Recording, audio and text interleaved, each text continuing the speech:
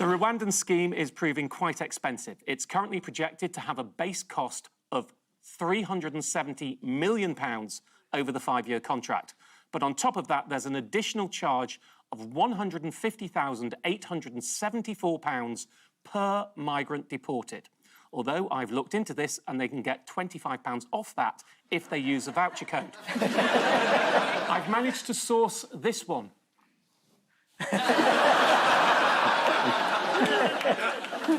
At the start of the week, Rishi Sunak insisted... Who is he? Who is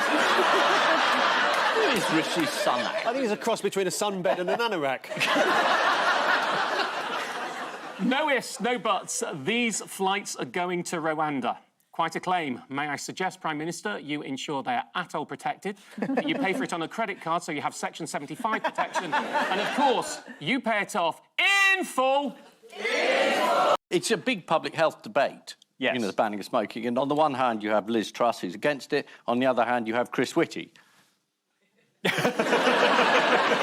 just don't know who to believe. What do you believe, Ian? I believe they've identified something that could make health a lot better and a lot cheaper, and Rishi Sunak's trying to do something about it. And, you know, this really hurts being pleasant about the Prime Minister. You've no idea. But I think it might be a good idea, and the rebellion was led by people who want to be Prime Minister. Kemi Badenoch, Penny Mordaunt. Kemi Badenoch, I think she was the only cabinet minister to rebel against it. So she was saying that she agrees with it in principle, but she doesn't like the execution. And I think the phrase she said was, the road to hell is paved with good intentions. So I feel like we should trust her, because she travels down it to get to work every day. But a lot of things that are quite fun are also bad for our health. Yeah, heroin. Yeah. Seatbelts in cars. Yes. Big fuss about that at the time. That was an infringement of civil liberties to have a seatbelt in a car. Which individual thought cars shouldn't be allowed? Car seats? For babies. Children car seats. Oh, I see. Was it Rishi Sunak, because he felt patronised? Right, round 2, the picture spin quiz. Fingers on buzzers, here you go.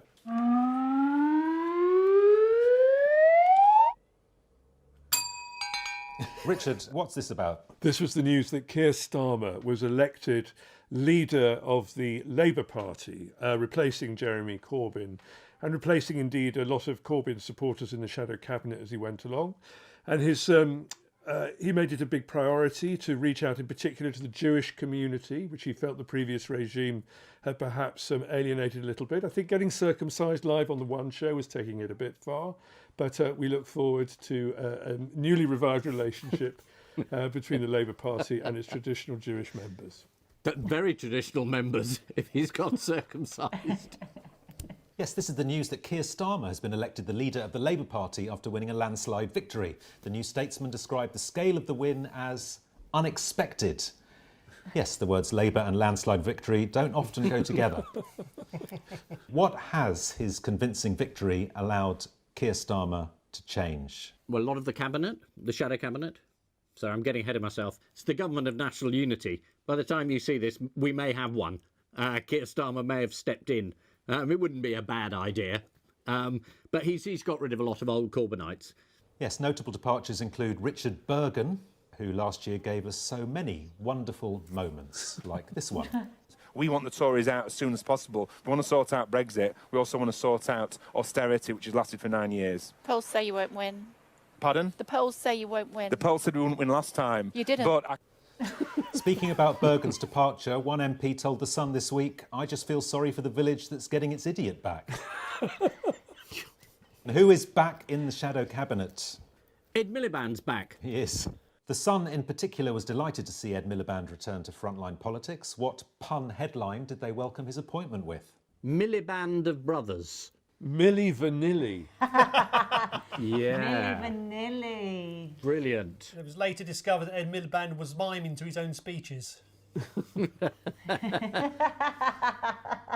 They went with, look who's back, Bacon. Ooh. Strictly speaking, is that a pun? It's not really a pun, is it? It's more a collection of words that don't really belong together. And you have to remember a photograph of him eating bacon. They did print that snap next to the headline. Here it is. Yeah. unable to eat a bacon sandwich. The last time the Labour leader was in step with the Jewish community. This is the news that Keir Starmer has been made leader of the Labour Party. You must have noticed it. It was all over page 19 of the Mirror. One of Keir Starmer's first decisions as leader was to appoint Ed Miliband as the shadow business secretary. Ed is currently in isolation. Nothing to do with the virus, it's just his family still won't talk to him after he shafted his brother. Keir Starmer also appointed leadership rival Wigan MP Lisa Nandy to the role of Shadow Foreign Secretary. She'll now be in charge of dealing with parts of the world foreign to Labour, like the North. Jess, Keir, is he as much of a right laugh as he seems? He's funnier than Rishi Sunak. He told me to fuck off the other day. Did he? Yeah, because I was showing a level of sympathy to Rishi Sunak. I was like, oh, I am starting to feel a bit sorry for him. And he was like, oh, fuck off, Jess. Fair enough. Yeah. He did try a little zinger against Rishi in Prime Minister's Questions this week. He was planning to call him Tech Bro. Let's see how well it went. Mr. Speaker, he must be the only tech brother in the country who can't work a debit card or send an email. You want to die, don't you?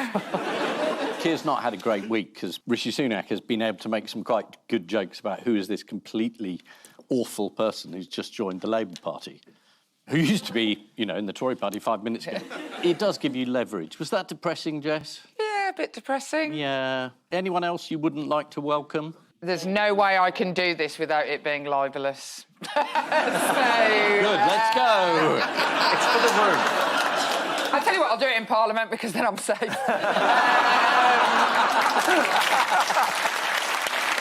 Oh, it's Maria Miller. She's gone, going into a house, not hers. Oh, she's changed her outfit. Oh, there's another house. That's probably hers. Oh, and it's a duck house. That's where she put her parents to live. No, he doesn't think that's funny either. She's resigned. She's resigned. She's gone. She said it was because she'd brought in gay marriage and the evil press were out to get her. But, you know, that's unfair, because, yeah, we were. But she did actually threaten the Telegraph when they brought it up. One of her assistants said, my boss is in charge of Leveson and press behaviour. The reason she went is the public are furious. They've had enough of MPs claiming expenses, and it's very damaging for everyone, isn't it, Nigel? Nigel, what do you think about her resigning? On the basis she doesn't even know where she lives, I wouldn't have thought she's fit to be in the Cabinet, would you? So I'd say good riddance, frankly. I think it's absolutely disgusting, all these elected politicians using all these expenses to better themselves. It's disgraceful, isn't it, Ian? It is absolutely disgraceful, Mr Kettle. So why was Cameron so reluctant to get rid of her? He didn't want to look weak. He didn't want to lose one of the women in his cabinet. And he doesn't like being told what to do. And he's indecisive. And he's hopeless. It's not like the real world, is it? She's sort of lost her job, but she's just gone to the back benches. So it's not like... It's like school. She had to stand up and say, sorry for my attitude, and then got told to sit in the back of the class. She was a woman who went to a comprehensive, so he's done pretty well to communicate with her up till now, let's face it.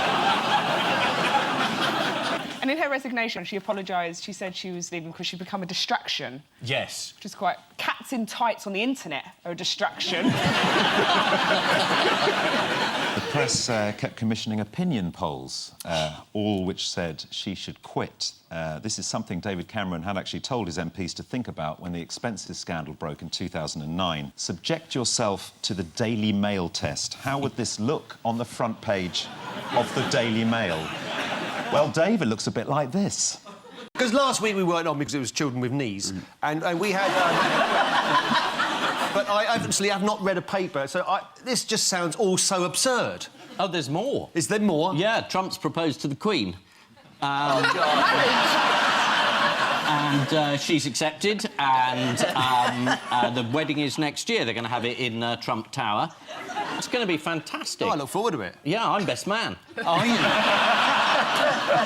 He hasn't actually appointed him. No, but via Twitter. I mean, that's real, isn't it? The president isn't actually allowed to appoint our ambassador yet. No. Thankfully not on Twitter. If he does it on Facebook, it's legally binding. So it was a late-night tweet from Trump. Do you remember roughly what it said? It said that many people think that Nigel Farage would make an excellent ambassador between the UK and the US or That's something many along in the those- sense of one. I responded to Donald Trump and I said, name them.